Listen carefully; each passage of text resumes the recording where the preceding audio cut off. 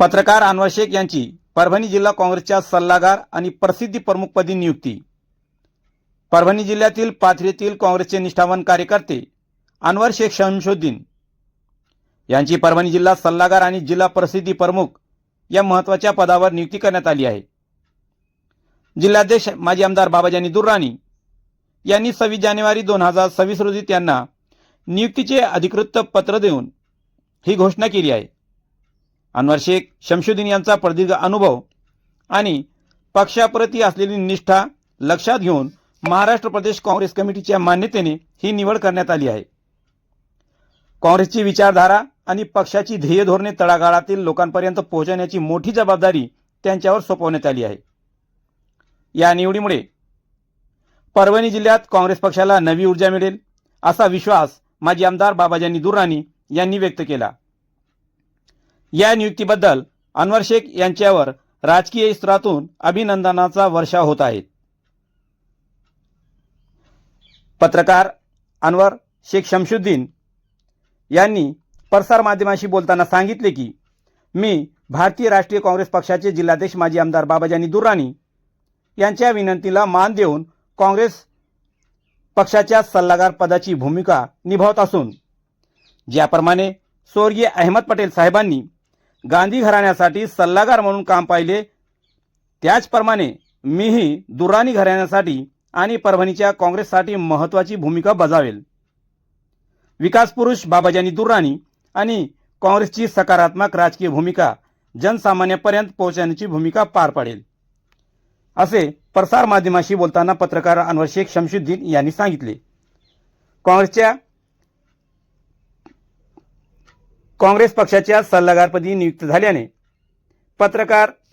ज्येष्ठ पत्रकार Ahmad Ansari, Uddhav Ingale, Salman SKF news Pathri दर्पणचे अय्यूब खान, शेख इफ्तिखार बेलदार, बीपीएल न्यूजचे प्रकाश लालझरे, एके न्यूजचे सुलेमान खान, मेक्स पीबीएनचे वजाहत बेग या सर्व पत्रकार बांधवांनी सत्कार करत पुढील वाटचालीस शुभेच्छा दिल्या। आपण पाहत आहोत YouTube channel SKF news Salman Sayyed सोबत पाथरी। पाहूया ऐकणार।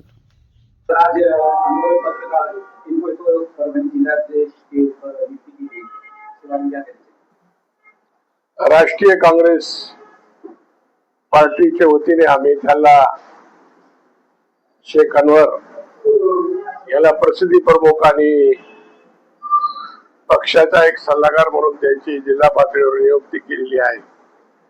एक चांगला पत्रिकाच्या मध्ये एक चांगला त्यांचा काम आहे, त्यांचं लेखन मला फार आवडलं। ते आमच्यापासून लांब असताना सुद्धा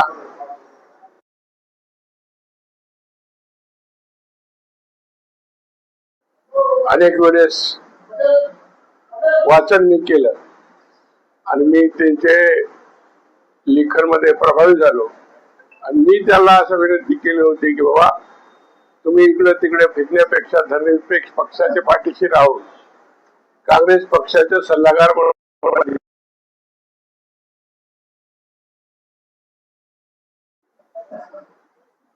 ते राष्ट्रीय काँग्रेसमध्ये सामील झाले।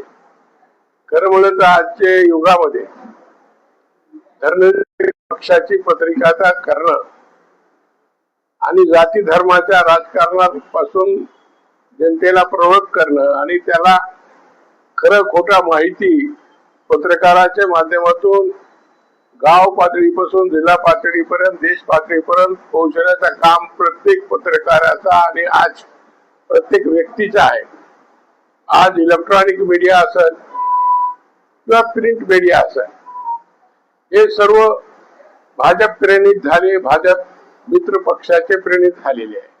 आज इलेक्ट्रॉनिक मीडियामध्ये कोणताही जर चॅनल तुम्ही उघडलं तर आजच्या जनतेच्या प्रश्नावर त्या ठिकाणी डिबेट न होता त्या ठिकाणी हिंदू मुसलमान, भारत पाकिस्तान, मंदिर मस्जिद, तुम्ही बघा आज तक सारखा चॅनल फक्त अंजना कश्यप काय त्या ठिकाणी बोलतात की मंदिर मस्जिद शिवाय त्याला इंटरेस्ट नाही, मुसलमानाची लोकसंख्या आणि मुसलमान हे मुद्दे देशाचे आहे का? आज म्हणजे इतकं इलेक्ट्रॉनिक मीडियाच्या माध्यमातून एवढे चुकीची परिस्थिती आज देशामध्ये गैरसमज मुसलमानाच्या संदर्भात निर्माण केला जाते, हे दुःखाची बाब आहे. कारण की हे देशाचे प्रधानमंत्री हिंदू, रक्षा मंत्री हिंदू, सगळे मोठमोठाले पदावर बसलेले सगळे हिंदू आहे, तरीही हिंदू पासून हिंदूलाच खतरा झालेला आहे असं एक चित्र हे देशामध्ये निर्माण करण्याचं काम हे देशामध्ये चालू आहे. मुसलमानापासून खतरा आहे असं बोलण्याचं काम हे लोक करतात. हिंदू खतरे में, हिंदू खतरे में तर तुम्ही सगळे हिंदूच राज्य चालवितात, देश चालवितात, कसं तुम्ही खतरेमध्ये आहे. तर हे किती समाजामध्ये तेढ निर्माण करायचा, जे अनेक वर्षापासून हे देशामध्ये गंगा जमनी तहजीब आहे, हिंदू मुसलमानाचा एकोपा आहे, जाती धर्माचा तेढ कधीही देशामध्ये काँग्रेसच्या कालखंडामध्ये सेक्युलर पक्षाने कधी निर्माण होऊ दिलं नाही. जातीमध्ये सलोखा निर्माण करायचा, हिंदू मुस्लिम मध्ये एकता निर्माण करायची, हे सगळे गोष्टीला बगल देत फक्त हे देशामध्ये जातीय बिघाड करण्याचं काम जे चालू आहे RSS आणि बजरंग दलच्या माध्यमातून, त्याला कुठंतरी सर्व जाती धर्माचे विद्वान लोकांनी, चांगले लोकांनी एकत्र येऊन सामाजिक सलोखा बरखास्त ठेवायचा आणि भविष्यामध्ये हे देशाला सुरक्षित लोकांच्या हातामध्ये द्यायचा.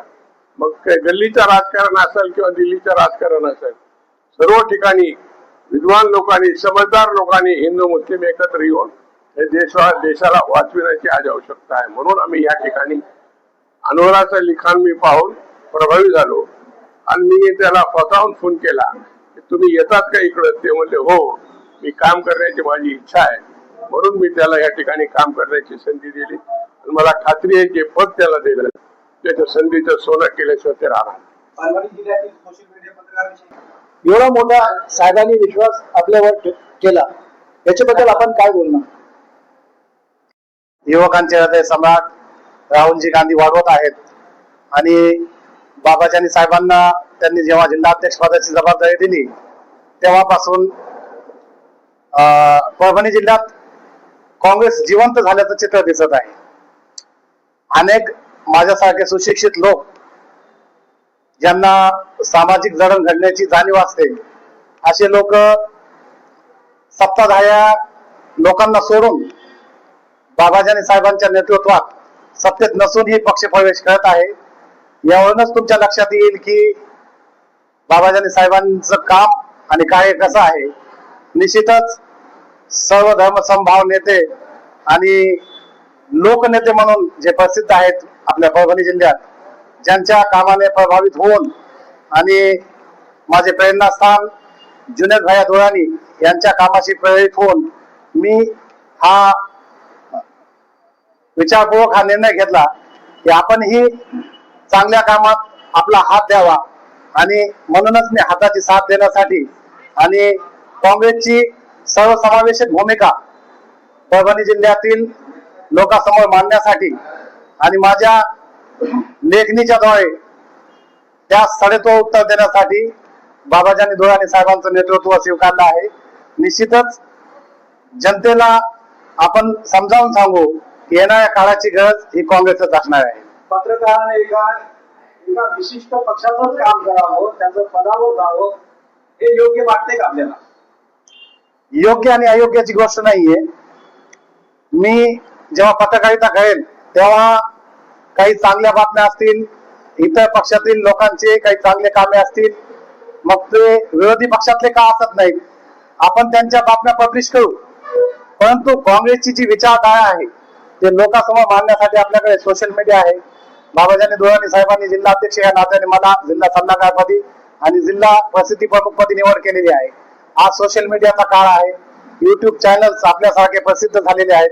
यांच्या माध्यमातून आपण काँग्रेसची, बाबाजानी दुरानी साहेबांच्या उच्च विचारांची मांडणी आणि प्रेरणी जनतेसमोर करू. निश्चितच यामुळे बदल घडेल आणि माणुसकी धर्म जिवंत होईल. काही वर्षापासून आपण शिवसेनेचे नेते सईद खान यांचं काम करत होते, तर जो एकदम निडरपणे आपण बातम्या लावत होता. आपल्याला कसं वाटलं की त्यांच्या विरोधामध्ये सुद्धा काँग्रेसची वाहवा करायची आता? हे बा, मी सईद खान यांच्या सोबत होतो, परंतु मी काही त्यांच्यासोबत शिवसेनेचा कार्यकर्ता किंवा पदाधिकारी म्हणून काही जबाबदारी स्वीकारलेली नव्हती. ते माझे चांगले मित्र आहेत. त्यांच्यामुळं मलाही प्रसिद्धी मिळाली हे मीही मोठ्या मनानं कबूल करतो. कारण माझी जी किंमत वाढली किंवा मला जी प्रसिद्धी भेटली, सईद खान सोबत असताना ती प्रसिद्धी भेटली, परंतु मला असं वाटलं की आता कुठेतरी आपण एका चांगल्या कामात योगदान द्यावं आणि धर्मनिरपेक्ष पक्षासोबत राहून चांगल्या कामासाठी आपला हातभार द्यावा. म्हणून मी बाबाजानी साहेबांच्या विनंतीला मान देऊन काँग्रेस पक्षाच्या सल्लागार पदाची भूमिका निभावत आहे. फक्त पार्टीसाठी नसून देशाच्या राजकारणात काँग्रेसचं महत्व वाढलेलं आहे. येणारा काळ 100% काँग्रेसचाच असणार आहे आणि आपण सगळ्यांना सोबत घेऊन पार्टीच्या प्रत्येक पक्षातील माणूस म्हणून कोणीही असो, आपण सगळ्यांना जोडण्याचं काम करू, तोडण्याचं काम आपण करणार नाही. मी खेडेगावातून येऊन इथे पातळीला स्थायिक झालो.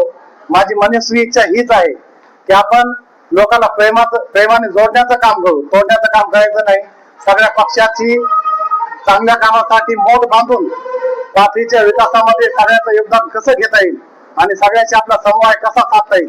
परंतु हेही लक्षात असू द्या की आदरणीय बाबाजानी दुराणी साहेबांवर जर कोणी खालच्या पातळीवर जाऊन टीका टिप्पणी केली तर निश्चितच मी पदाला अपेक्षित त्यांना सगळे तो जशास तसे उत्तर देईल, यात काही शंका नाही.